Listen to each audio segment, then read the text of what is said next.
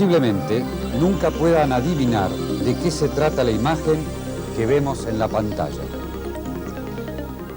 Durante un leve terremoto en Seattle, Estados Unidos, un péndulo quedó moviéndose sobre un montoncito de arena.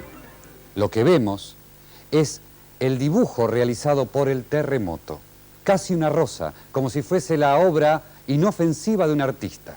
Claro, uno piensa que las consecuencias de un terremoto o de un volcán son terribles, y las preguntas que surgen entonces son obvias. ¿Cómo se producen estos fenómenos? ¿Se pueden predecir? ¿Se pueden prevenir? ¿Cuáles son los daños que implican? Para hablarnos de estos temas está hoy con nosotros el profesor Héctor Lacreu.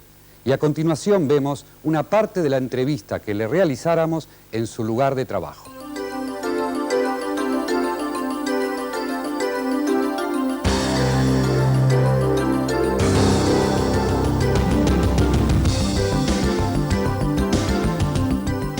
Cuando yo comencé a estudiar geología, en realidad lo hice un poco por el gusto de estar en contacto con la naturaleza y un poco por las actividades de mi padre, que trabajó algún tiempo en minería. Pero básicamente yo veía a la geología como una herramienta, como un recurso para poder vivir. Pero poder vivir y además hacer lo que me gustaba. Entonces básicamente yo de la geología he elegido seguir geología por estos motivos y porque además conocía el trabajo de algunos geólogos y gente que está en esta temática, lo cual permitía un poco desentrañar algunos de los secretos, digamos, de la naturaleza, entender cómo se había formado el mundo que a uno lo rodea. Y además, otra cosa que me seducía mucho era la posibilidad de viajar y conocer otras regiones, cosa que por suerte he podido hacer tanto en el país como en el mundo. Así que, y además me ha permitido vivir modestamente, como a todo científico, pero muy satisfecho de los trabajos que he estado haciendo y que estoy haciendo actualmente. Normalmente la jornada de trabajo se reparte en lectura y estudio de publicaciones y en el estudio de muestras de rocas, análisis químicos, mineralógicos, de los temas en que estoy investigando. Y además, en preparar las clases y dictar las clases a mis alumnos que son de primer año.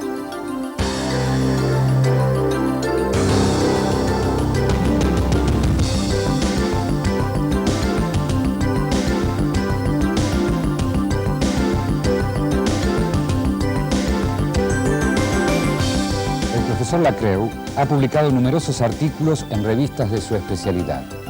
Además, trabajó en la explotación de yacimientos del ónix y en la investigación de su origen. Entre otros proyectos de investigación, el profesor Lacreu dirige uno sobre didáctica de las geociencias. Profesor, cuando quiera. Bueno, muy bien. Hola chicos, ¿cómo están ustedes? Bueno, hoy vamos a desarrollar un tema sobre terremotos y volcanes y los problemas asociados a esto. Pero vamos a comenzar tratando de aclarar algunas cuestiones sobre la problemática ambiental. Sin embargo, antes de comenzar con mi clase, me gustaría conocer qué harían ustedes. Por ejemplo, vos, ¿qué harías en el caso de estar en una región en donde hay una amenaza de terremotos? Primero alertaría a todos los que estén cerca de la zona y si tuviera las posibilidades económicas me iría o si no, me adaptaría a la situación. Ajá. Bueno, habría que pensar cómo te adaptás a la situación, pero bien. Difícil, pero... ¿Vos, por ejemplo, qué harías? Y yo también me iría. ¿Te irías? Me iría lejos. Bueno, este problema de que uno se iría o que trataría de adaptarse está muy bien. El asunto es si uno se quiere ir, ¿hacia dónde se va? Si hubiese una amenaza de erupción volcánica, ¿hacia dónde se va uno? Es decir, esto no está, es decir, no todo el mundo lo sabe a priori. Y menos aún cuando se trata de organizar la vida o la evacuación de toda una comunidad. Es decir, para poder tomar algunas medidas de las que ustedes están mencionando, hace falta una serie de estudios previos, y esos estudios previos tienen que ver con el conocimiento de cómo funcionan estos procesos naturales y cuáles son las áreas de mayor riesgo y cuáles son las áreas de menor riesgo. Si esto uno lo sabe, Es decir, en las ciudades, en las poblaciones, se puede organizar una evacuación, obviamente hacia los sitios de menos riesgos. Los problemas ambientales vinculados a los procesos naturales son muy variados. Hay procesos como los que acabamos de mencionar, que son procesos endógenos, es decir, que se producen por la energía en el interior de la Tierra, pero tienen su manifestación sobre la superficie terrestre.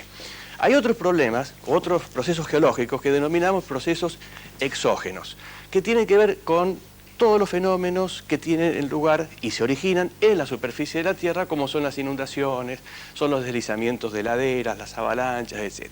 Nosotros en esta clase nos vamos a ocupar solo de estos procesos endógenos relacionados con terremotos y volcanes. En realidad, los terremotos y volcanes aparecen como un riesgo que amenaza a las comunidades, a las poblaciones, a las obras humanas, a partir de que la vida y a partir de que los hombres estamos sobre la faz de la Tierra. Pero en realidad estos procesos vienen ocurriendo a lo largo de toda la historia geológica de nuestro planeta. Estamos hablando de unos 4.800 millones de años. De manera tal que hace falta tratar de conceptualizar y de entender cómo han funcionado a lo largo de la historia geológica estos procesos para poder predecir su actuación futura. Si no tenemos la información previa, no podemos predecir su posible actuación ni prevenir la forma de mitigar o de reducir sus efectos. Sobre volcanes y terremotos ha habido muchas explicaciones desde la época, digamos, de las primeras épocas en que la gente se puso a pensar sobre esto, en donde las explicaciones eran sobre todo fantasiosas, míticas, hasta las explicaciones científicas más actuales, a las cuales nos vamos a referir nosotros ahora. Decía que cuando empieza a tener efecto estos procesos como fuente de daños potenciales en relación con las obras humanas, estamos hablando de la modificación del ambiente. Entonces vamos a clarificar un poco qué ideas tenemos acerca de los riesgos, de los daños del ambiente. Para empezar, vamos a considerar que ambiente es un sinónimo de medio ambiente. Y además lo vamos a definir como nuestro entorno vital. Es decir, el sitio o los sitios en donde el hombre desarrolla su actividad. Y para caracterizar al ambiente y para hacer estudios ambientales, lo que normalmente se hace es tener en cuenta lo que denominamos factores ambientales. Estos factores ambientales los podemos agrupar básicamente en tres categorías o en tres aspectos. Unos que tienen que ver en general con la vida, es decir, con el hombre, con la flora, con la fauna. Hay otros factores que tienen que ver con el ambiente cultural, industrial, los factores económicos en general, y otros que tienen que ver con los aspectos, digamos, paisajísticos y geográficos de una determinada región. El ambiente, entonces, son estos tres factores, estas tres categorías de factores, y además, y fundamentalmente, la interacción entre el hombre, los recursos naturales, que no los mencioné, recursos naturales como el agua, el suelo, el aire. Es decir, este tipo de interacciones son las que caracterizan, nos permiten caracterizar a un determinado ambiente. Pero como el ambiente lo estamos refiriendo nosotros por definición en relación con el hombre, vamos a clarificar algunas cosas que ustedes las tienen en este gráfico que hemos preparado, y vamos a ver que cuando actúan determinados procesos geológicos son distintas las denominaciones y los conceptos que utilizamos si las áreas son vírgenes a que si las áreas son colonizadas. Es decir, donde hay actividad humana o porque han instalado poblaciones o porque han instalado cultivos o explotaciones mineras o cualquier otro tipo de actividad humana. De esta manera vamos a poder ver que cuando en una determinada región existe la posibilidad de la actuación de un volcán, pero no está actuando, decimos que ese eventual proceso volcánico es una amenaza, que se va a convertir en un hecho si actúa, pero mientras no actúe es una amenaza. Si tomamos en relación con las áreas vírgenes, que son las que están en verde acá, vamos a ver que en realidad para esa región no es una amenaza, es un proceso geológico natural que lo que va a producir eventualmente es un cambio en el paisaje, o un cambio potencial en el paisaje. Pero si lo analizamos en una región colonizada, ya no es un cambio en el paisaje, porque nos va a afectar a nuestra vida cotidiana. Entonces, pensamos y definimos que si esta amenaza actúa sobre una región colonizada, la vamos a denominar riesgo. Pero que quede claro que ese riesgo es de la zona, de la región, donde vos vivís, El proceso geológico es una amenaza. Ahora, es posible que en otros sitios estos procesos geológicos estén actuando, que haya erupciones de lava, erupciones volcánicas, perdón, proyección de cenizas volcánicas al aire. Entonces esto, si afecta a un entorno natural, lo que va a producir concretamente es el cambio de paisaje. Ya no es que va a producir un eventual cambio, no, lo produce el cambio. Por ejemplo, sepulta grandes llanuras, puede producir deslizamientos de laderas, etcétera, etcétera. Pero si estos mismos procesos actúan sobre una región colonizada, lo que va a producir es un daño. Entonces acá me gustaría que les quede clara la diferencia entre riesgo y daño. Y hay otra cuestión adicional que es la que me gustaría que les quede mucho más claramente en la idea, en la concepción de ustedes, y es la denominación de impacto ambiental, porque muchas veces en forma errónea se dice, se habla del impacto ambiental de los terremotos en una determinada región. Bueno, esto uno lo puede entender en la vida cotidiana, en la vida coloquial, pero desde el punto de vista científico, hablar de impacto ambiental de un proceso natural no es correcto, porque esta denominación de impacto ambiental se ha establecido, se ha inventado, digamos, para las acciones humanas. Por ejemplo, cuando se hace una carretera, se hace un dique, se modifica el entorno natural. Por ejemplo, si hace una carretera, a lo mejor interrumpe el flujo natural de las aguas y se provocan inundaciones. Hay casos muy comunes y conocidos en la provincia de Buenos Aires. Cuando se hace un dique, por ejemplo, se establece un murallón en donde detiene el agua, se genera un lago, y en las orillas de ese lago hay procesos erosivos que antes no existían.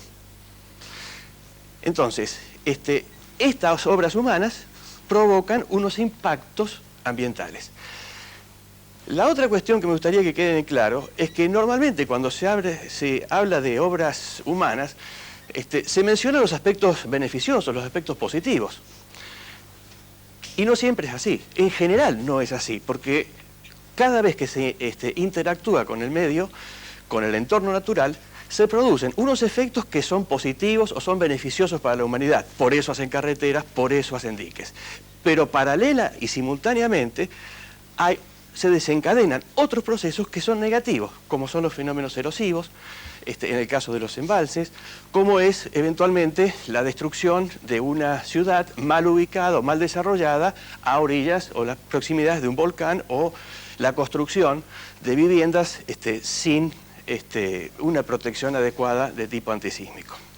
De tal manera entonces que el impacto ambiental siempre es un balance entre los aspectos positivos y los aspectos negativos. Me gustaría que quede claro que estos aspectos positivos y negativos están en relación con las obras que el hombre hace y modifica en el entorno natural. Nosotros, cuando hablamos de riesgos sísmicos y volcánicos, no estamos hablando de la acción del hombre, estamos hablando de procesos naturales. Entonces, cuando hablamos de procesos naturales, vamos a hablar de los riesgos, en el caso de que ellos actúen, o de los daños, cuando ellos ya han actuado y han producido algún tipo de perjuicio. Para referirnos específicamente a este tema, entonces, de los procesos geológicos endógenos, me gustaría que aclarara algunos conceptos en relación con los terremotos y los volcanes. Ahí hemos preparado, y ustedes tienen a la vista, dos planiferios, en uno de los cuales tienen la distribución mundial de los principales volcanes que hay en el mundo, y en el otro planiferio tienen la distribución de los principales sismos que se han registrado en el mundo, y estos registros tienen que ver con registros históricos fundamentalmente. ustedes pueden ver la gran cantidad de sismos y de volcanes que hay en el mundo, en registros históricos, pero sobre todo me interesa que ustedes se den cuenta o que traten de mirar bien en los gráficos cómo hay una distribución que es alineada. En unos y en otros. Y que esa distribución alineada es coincidente. Si uno quisiera, podría superponer ambos planiferios y verían entonces que los terremotos y los volcanes casi coinciden en el espacio. ¿No es cierto? Y esa distribución, digamos, fundamentalmente lo tienen alrededor del Pacífico, en el sector oriental del Pacífico, digamos lo que es toda la cordillera de los Andes, hay una alineación norte-sur. Y por otro lado, hay una alineación hacia el oeste del Pacífico, en toda la zona de Japón, Filipinas, Malasia, etcétera, etcétera. Entonces, esta distribución alineada de ambos tipos de fenómenos han ayudado a determinar y establecer los límites de lo que llamamos placas tectónicas o placas litosféricas. Esto tenemos que empezar a conocerlos y luego ustedes pueden llegar a profundizarlo mucho.